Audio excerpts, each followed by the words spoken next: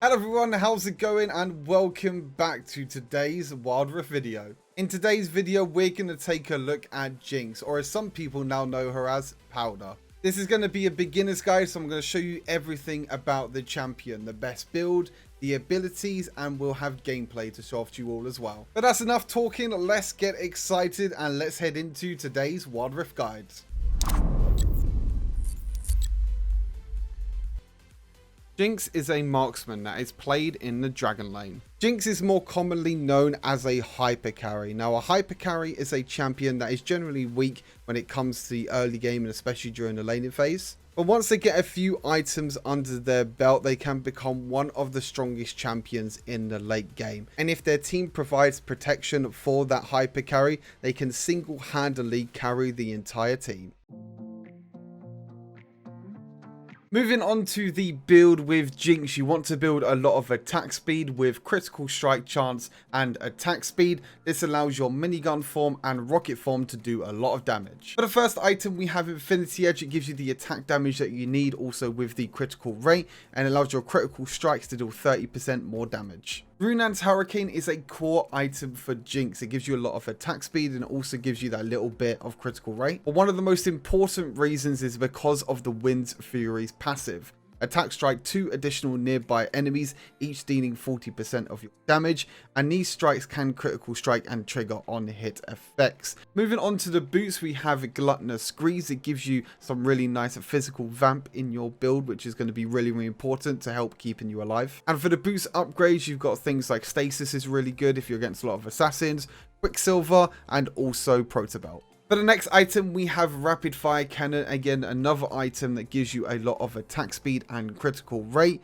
It gives you a little bit of movement speed as well, and it also has the Energize passive. And for the Energize attacks, it allows you to deal 50 to 120 bonus magic damage and gain 150 attack range. For the next item, we have Mortal Reminder. Mortal Reminder gives you the Lost Whisper passive, which gives you a bit of armor penetration. And it's really important to make sure you have at least one armor penetration item in your build. This allows you to deal more damage against some tanks and against champions that are building a lot of armor. And for the last item, we have Guardian Angel. Now, as I mentioned, Jinx doesn't have a lot of mobility, so Guardian Angel is really nice just in case you do get caught out unaware. It allows you to resurrect upon taking lethal damage, so you come back with 50% of your health and a little bit of mana as well, so you can keep auto attacking and keep dealing a lot of damage. For the runes, we have Conqueror. Conqueror is really nice, especially with Jinx, because you will be auto attacking a lot, especially at range. So it allows you to stack up them adaptive 4 stacks really quickly, and at maximum stacks, at them 5 stacks, it allows you to deal even more damage. Hunter Vampirism gives you a bit of physical vamp, which helps out Jinx, especially in the early game, and every time you get a unique takedown as well, you get even more physical vamp, and you also get a little bit of extra AD. Hunter Vampirism gives you a little bit of maximum health early on, which can help you survive. And again, every single time you get a unique takedown, it grants you even more max health and a little bit of tenacity. And for the last rune, we have Sweet Tooth. It increases your honey fruit healing by 25%. This is really nice because Jinx can struggle a lot in the laning phase, so you can go back and take your honey fruit if you need it.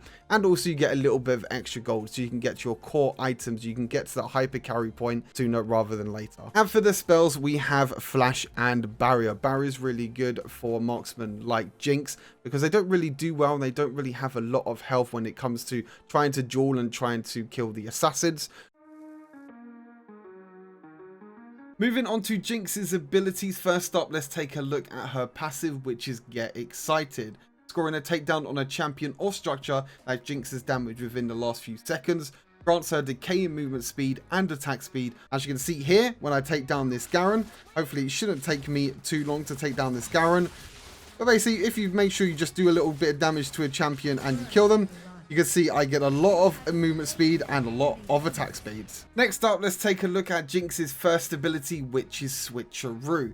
You can actually swap between 2 types of weapons. You have the Fish Bones, which is the rocket launcher, and you have Pow Pow, which is the minigun. First up, let's take a look at the rocket launcher. Attacks cost mana and gain 150 range and explode to deal damage to the target and enemies around it. As you can see with the rocket launcher form, you can see that you do a lot of damage from range and you also do explosive damage as well. Moving on to Pow Pow, the minigun attacks grant attack speed for a few seconds, and this effect can stack up to 3 times for a total number as well, which increases every single time you level it up. Now with the minigun form, every single time you auto attack, you can see I have to stand a little bit closer. You can see there's a little number by where my minigun form is in the bottom right hand corner. This basically shows you how many stacks you have, and if I stop auto attacking, you can see that over time it will decay all the way back down to 0. Moving on to Jinx's second ability, we have Zap. Fires a shot blast that deals physical damage to the first enemy here, granting vision of it and slowing them for just a few seconds. Now this ability is pretty self-explanatory. As you can see here, you have quite a long range with this ability. When you shoot out, nice little zap happens and then you're able to hit the target. Next up we have Flame Chompers, which is Jinx's third ability. Toss out 3 chompers that arm after a brief delay. Chompers explode on contact with enemy champions, interrupting their dashes and rooting them. I'll show you how it works quickly. So when you use the ability, you can see that the flame chompers go down, but you can see they won't actually stun the target dummy straight away.